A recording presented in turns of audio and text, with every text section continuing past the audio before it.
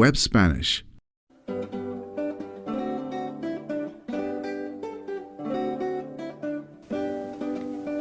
Vamos a hacer comparaciones usando la estructura tanto como.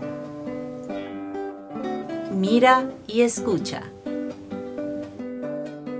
¿Por qué Lucía y tú son tan buenos amigos? Porque tenemos muchas cosas en común.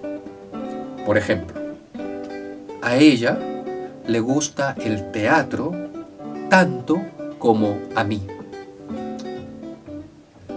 Ella cocina tan rico como yo. ¿Qué más? Yo leo tanto como Lucía. Y también sé de cultura general tanto como ella. ¿Y tú hablas tantos idiomas como ella? No.